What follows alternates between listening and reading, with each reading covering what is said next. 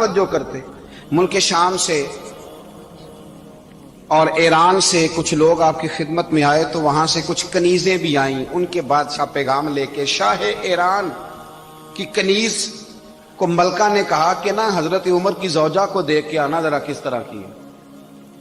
ہمارے ملک میں کیا کہتے ہیں؟ خاتون اول. جی خاتون، باقی سارے دونوں میں خاتون اول. ذرا خاتون اول کو دیکھ کے آنا. تو وہ جب آئی نا گھر میں ملنے تو کہا کہ مجھے میری ملکہ نے کہا تھا کہ عمر کی زوجہ سے اہلیہ سے ملاقات کر کے آنا. تو حضرت عمر کی اہلیہ نے نا ایک جوڑا کپڑوں کا دے دیا ملکہ کے لیے اور ایک خوشبو کی شیشی دے دی.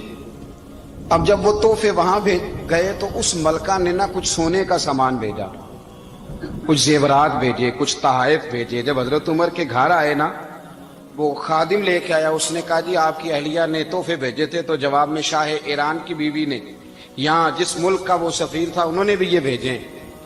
تو حضرت عمر فاروق نا وہ تحفے لے کے گھر گئے تو جا کے کہنے لگے اپنی اہلیہ سے یہ تو کب سے تحفے تحائف بھیجنے لگ گئی ہے، یہ کب سے نظام شروع ہو گیا؟ تو کہ حضور تحفہ دینا لینا تو ٹھیک ہے، سنت ہے، محبت بڑھتی ہے، تو یہ کوئی قباحت نہیں، اور میں نے اپنی ذاتی استعمال کے لیے جو چیزیں رکھی تھی وہ میں نے دی ہیں. تو حضرت عمر فاروق رضی اللہ تعالیٰ عنہ فرمانے لگے ہم نے کسی ملک کے ساتھ اور اس کے بادشاہ کے ساتھ ذاتی تعلق نہیں بنانا. تعلق جو بھی بنے گا رسول اللہ کے دین کی برکت سے بنے گا. ذاتی رشتے نہیں ہم نے قائم کرنے. ذاتی آپ کے ملک کی جو ایئر لائن جس کا ہر سال خسارے کا ڈنڈورا پیٹا جاتا ہے نا، وہ ہمارے بادشاہ صاحب اور صدر صاحب اگر غیر ملکیوں کو گھوڑا کبھی بھیجنا ہو نا، گھوڑا، تو پورا ایک جہاز گھوڑا لے کے تحفے میں جاتا ہے. پورا جہاز غریب قوم کا یہ سرمایہ. اور قوم بڑی بادشاہ ہے، لائنوں میں لا کے ووٹ دیتی ہے. دو کام ہمیشہ لائن میں لا کے کرنے، ایک بل لائن میں لا کے جمع کرانا ہے اور ایک ووٹ لائن میں لگ کے، تاکہ پھر پورے 5 سال لائن میں ہی لگے رہیں. مرضی سے آپ ووٹ دینا پر جو بات درست ہے اس کو سنو. حضرت عمر فاروق رضی اللہ تعالیٰ عنہ نے اپنی اہلیہ سے پوچھا کتنے کا تھا وہ تیرا جوڑا اور خوشبو کی شیشی؟ انہوں نے کہا 3 دینار کی. فرمایا یہ 3 دینار تیرے اور باقی جو تحفے آئے ہیں وہ تو خود کہہ، چونکہ اس نے تیرے نام بھیجے ہیں. تو کہہ کہ میں مال غنیمت میں دیتی ہوں، تو کہہ میں مسلمانوں کو کہہ. تو زوجہ ہنس پڑی، کہنے لگی میں نام بھی کہوں تو مجھے کہنا تو پڑے گا ہی، کہنا تو میں نے ہے ہی، کیونکہ سامنے عمر فاروق ہیں، لہذا فرمایا کہہ دیتی ہوں میں نے دیا خزانے کو. حضرت عمر نے جمع کرا لیا. میں یہ کیا بات ہے، میرے گھر والے جو مرضی کریں، ان کا معیار زندگی جس طرح کا مرضی ہو. اور حضرت عمر ایک جملہ کہا کرتے تھے، اللہ کرے کہ یہ باتیں اس دور حاضر میں ہماری سمجھ میں آئیں. حضرت عمر فاروق رضی اللہ تعالیٰ عنہ اپنے بچوں کو فرمایا کرتے تھے کہ بہت آدمی کو بھوک لگی ہو نا اور پھر اس کی پسند کا کھانا پکا ہو، جتنے شوق سے وہ اس کھانے کو دیکھتا ہے نا، فرمایا اس طرح پوری قوم اپنے بادشاہوں کے خاندان کو دیکھتی ہے. اس تیزی کے ساتھ دیکھتے ہیں کہ ان کے گھر میں کیا ہو رہا ہے، ان کا معیار زندگی کیا ہے، ان کا سٹیٹس کیا ہے. سیدنا فاروق اعظم رضی اللہ تعالی عنہ نے اپنے گھر کے اندر اپنے بچوں، آپ کے بچے دونوں کاروبار کے لیے مصر گئے تو وہاں کے گورنر صاحب نے لوگوں سے، ایک بہت بڑا قافلہ گیا مدینے سے مصر تجارت کے لیے، جاتے ہیں نا آج بھی قافلے کئی ملکوں میں، تو یہ گئے تجارت کے لیے. تو حضرت عبداللہ ابن عمر، حضرت عبید اللہ ابن عمر، حضرت عمر کے دونوں بیٹے گئے. جناب عمر فاروق کے بچے جب وہاں پہنچے تو مصر کے گورنر نے نا لوگوں کو تعارف کرایا کہ یہ عمر فاروق کے بیٹے ہیں. یہ حضرت یہ چودھری کے بیٹے کو کون بتاتا ہے کہ تو چودھری کا بیٹا ہے؟ باہر والے بتاتے ہیں، گھر والے جی. اور سیٹھ صاحب کے بیٹے کو کون بتاتا ہے کہ تو سیٹھ صاحب کا بیٹا ہے؟ اور مالک کو کون بتاتا ہے کہ تو مالک کا بیٹا ہے اور یہ کرایہ دار ہے؟ یہ کون بتاتا ہے؟ یہ سوچ ہم دیتے ہیں بچوں کو. چودھری اور کمی کی سوچ، امیر اور غریب کی سوچ، مالک اور کرایہ دار کی سوچ، گھر کے مالک کی اور کام کرنے والے کی سوچ، یہ ہم دیتے ہیں. یاد رکھنا یہ ہم دیتے ہیں، یہ ہمارا مزاج ہے، یہ باہر سے نہیں آتی. تو کوئی شہزادہ ہے، تو سیٹھ ہے، تو نواب ہے، یہ سوچ باہر سے نہیں آتی. یہ اماں سوچ دیتی ہے، اماں، یہ ابا سوچ دیتا ہے. اور پھر جب تباہی اترتی ہے تو اس کے ذمہ دار بھی باہر والے نہیں ہوتے، گھر والے ہوتے ہیں، گھر والے.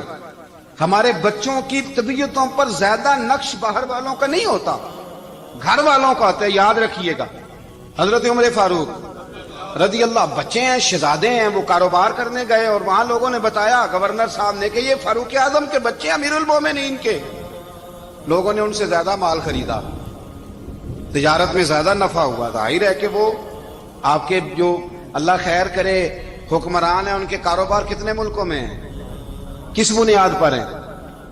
وہ صرف اس بنیاد پر کہ وہ حکمران رہے، ان کے لیے آسان تھا بڑے لوگوں سے تعلقات بنانا. حضرت عمر فاروق رضی اللہ تعالیٰ عنہ کے بچے ڈھیروں مال کما کے جب واپس آئے نا، تو حضرت عمر سے آ کے بچوں نے بطور محبت کا ابا جی اللہ نے بڑا ہی فضل کیا ہے، بڑا مال کمایا الحمدللہ، یہ دیکھیں کتنا نوازا ہے. تو حضرت عمر کہنے لگے سارے قافلے نے اتنا ہی کمایا ہے، سارے قافلے نے اتنا ہی کمایا ہے؟ تو حضور نہیں، سارے قافلے نے اتنا نہیں کمایا، سب کو اتنا نہیں ملا. وہ تو وہاں گورنر صاحب نے لوگوں کو تعارف کرایا تھا کہ یہ عمر کے بچے ہیں، تو لوگوں نے پھر ہم سے بڑا ہی خریدا. تو حضرت عمر فرمانے لگے ٹھیک ہو گیا، میں بات سمجھ گیا، اس طرح کرو جو تمہاری اصل زر تھی نا، جو راز تھی، وہ رکھ لو اور باقی سارا مال مال خزانہ میں جمع کرا دو. اس لیے کہ یہ تم نے تجارت نہیں کی، یہ تم نے اپنے باپ کا نام بیچا ہے، یہ تم نے امیر المومنین کے بیٹے ہونے کا فائدہ اٹھایا ہے. فرمایا یہ تمہارا نہیں حق، یہ مسلمانوں کا ہے، اس لیے کہ یہ مال تم نے محنت سے نہیں کمایا، یہ باپ کی کرسی کا فائدہ اٹھایا ہے. اور فرمایا اگر تم نے مال جمع نہ کرایا تو میں مال بھی لے لوں گا زبردستی اور کوڑے بھی ماروں گا، ڈبل سزا دوں گا. مرضی سے جمع کراؤ گے تو کوڑوں سے بچ جاؤ گے.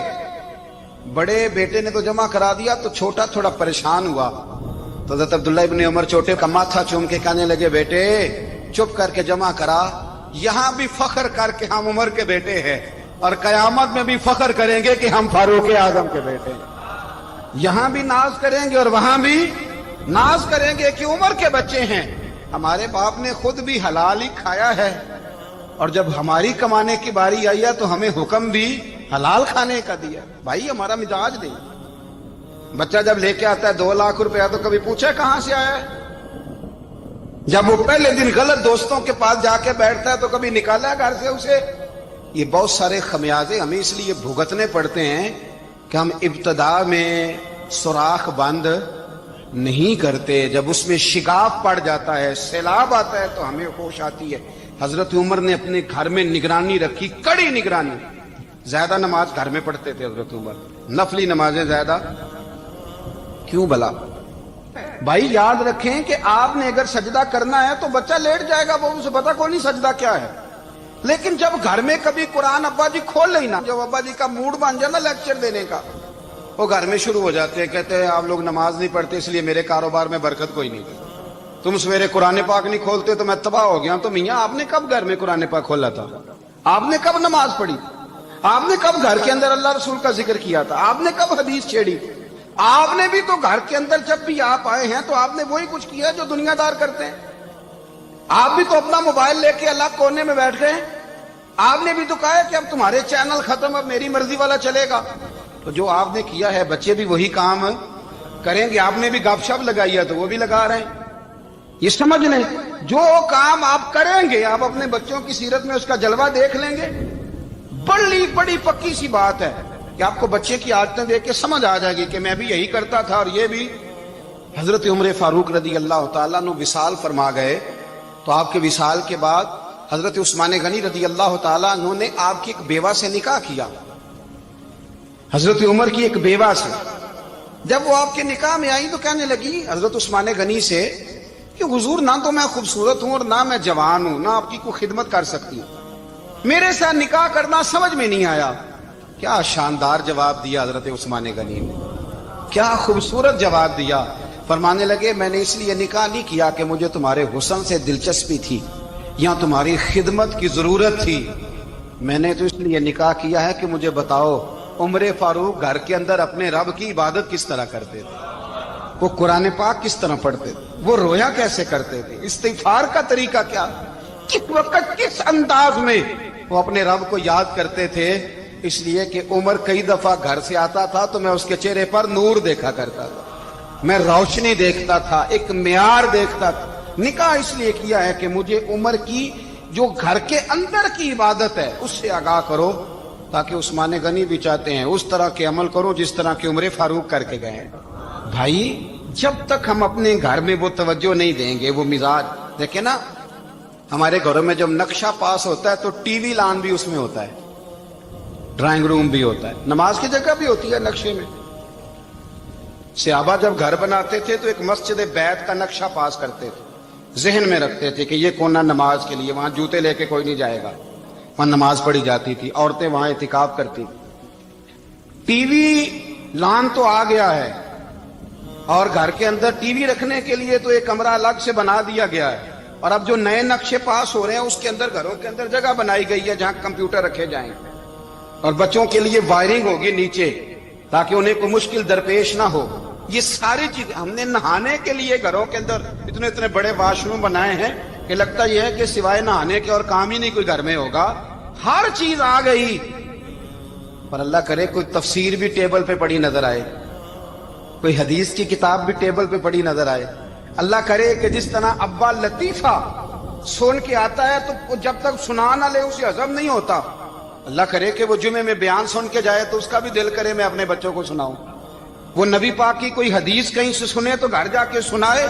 جب تک یہ معیار نہیں بنتا، آپ کیسے توقع کرتے ہیں کہ گھر کے اندر اللہ کی رحمتیں نازل ہوں گی؟ آپ یہ کیسے توقع کرتے ہیں کہ گھر کے اندر وہ معیار اور وہ مزاج بنے گا؟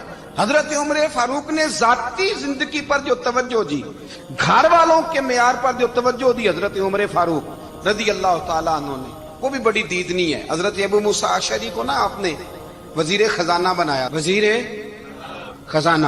تو حضرت ابو موسیٰ اشعری کہتے ہیں کہ حضرت عمر کو شے خزانے میں رہنے تو دیتے نہیں تھے۔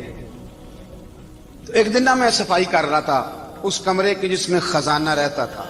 ہمارے تو ملک میں جو جاتا ہے وہ صفائی کر کے ہی جاتا ہے، اللہ خیر کرے۔ اور خیر معیار بدلتا ہے، جو پچھلی حکومت ہوتی ہے وہ قرضہ اٹھاتی ہے، وہ باہر سے جاتی ہے تو قرضہ لے کے آتی، اور جو نہیں آتی ہے وہ کہتی ہے ہمیں پیکج مل گیا ہے، وہ قرضہ نہیں اٹھاتے۔ ان کو کیا ملتا ہے؟ یعنی پچھلی نے قرضہ لیا تھا اور ہم نے، واہ جی واہ کیا خوبصورت انداز ہے، اس کا نام بدل کے نا، انہوں نے قرضہ لیا تھا اور ہم نے، میں کہا بڑے شاندار سیانے بندے ہو گئی۔ اور اللہ تعالیٰ خیر فرمائے، ہمارے جو بڑے شاندار قسم کے دوست ہیں نا، شاندار، جن کا ادب سے نام لیتے ہیں، وہ عرب کے بادشاہ ہیں۔ ہم تو عرب خالی کہتے بھی نہیں، عرب شریف کہتے ہیں، عرب شریف۔ انہوں نے پتہ کیا کیا ہے؟ انہوں نے اس طرح کیا ہے کہ جو کشمیریوں کا قاتل تھا نا، اس کے گلے میں میڈل ڈال دیا ہے۔ یہی کام وہ کرتے رہتے۔ انہوں نے پہلے انہیں بلا کے مندر بھی بنوائے تھے، ہمیں کوئی شکوہ نہیں، ان کی زمین ہے، اللہ تعالیٰ توفیق عطا کرنے والا ہے۔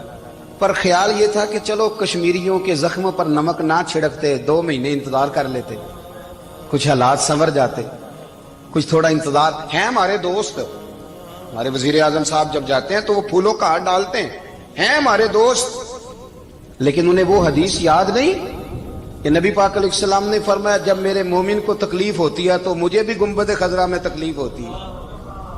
انہیں نہ کشمیریوں کا خون یاد نہیں آیا، انہیں برہان وانی کی کٹی ہوئی لاش یاد نہیں آئی، انہیں 30,000 بیوہ عورتیں 30,000 بیوہ عورتیں یاد نہیں آئی، 30,000 بیوہ عورتیں جن کے سہاگ اجڑ گئے، اور انہیں 1.25 لاکھ یتیم بچہ یاد نہیں آیا جو یتیمی کی زندگی گزار رہا ہے، اور اس کے باوجود بہت بڑے ذمہ دار ہے وہ۔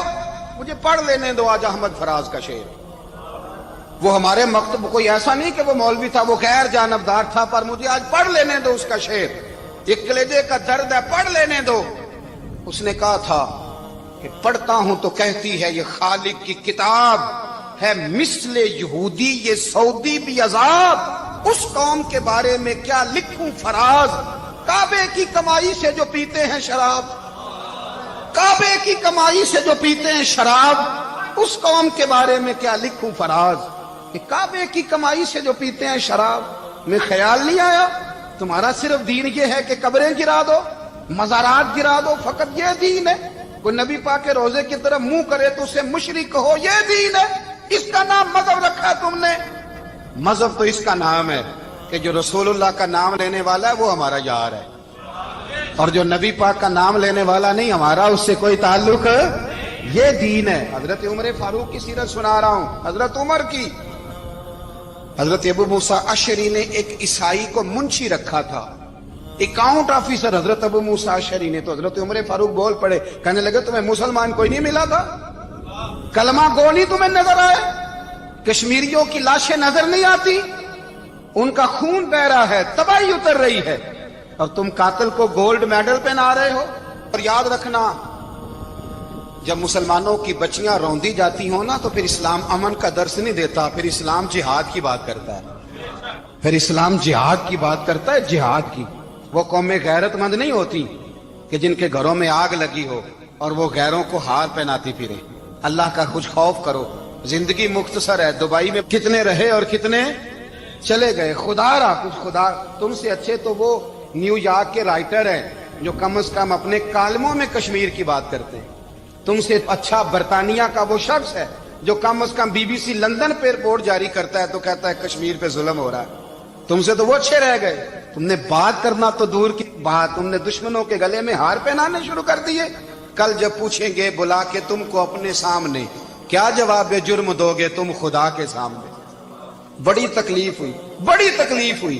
وہ نا منصور حلاج کو پھانسی دی جا رہی تھی، تو حضرت جنید بغدادی بھی آ کے دیکھنے لگے، تو منصور حلاج کہنے لگے بابا سارا زمانہ دیکھے پر تو نہ دیکھ، سارا زمانہ تماشا دیکھے انہیں تو پتہ کوئی نہیں نا، تو نہ دیکھ۔ عرب شریف والو، ٹرمپ اسے انعام دیتا تو تکلیف کوئی نہیں تھی، ملکہ وکٹوریا اسے انعام دیتی تو تکلیف کوئی نہیں تھی، پر تم تو نہ ایسا کرتے، تم تو اپنے تھے، تم تو کلمہ گو تھے، تم تو یہ ظلم نہ کرتے، تم تو یہ حرکت نہ کرتے۔ میں کہتا ہوں ٹھہر ہی جاتے، جانا نہیں دنیا سے، اللہ کے حضور حاضر نہیں ہونا۔ جب رسول اللہ قبر میں آئیں گے تو کیا جواب دو گے؟ خدا را، حضور نے فرمایا تھا گناہ روک نہیں سکتے تو دل میں ہی برا جان لو۔ ذالک اضعف الایمان، یہ کمزور ایمان ہے، کم از کم اتنی حد تک تو آ جاؤ، دشمن سے گلے تو نہ ملو۔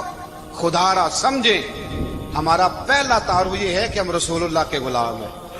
اقبال نے کہا تھا وطن کا بت نہ بنانا، وطن کو بت نہ بنانا۔ اقبال کہنے لگے ان تازہ خداؤں میں بڑا سب سے وطن ہے جو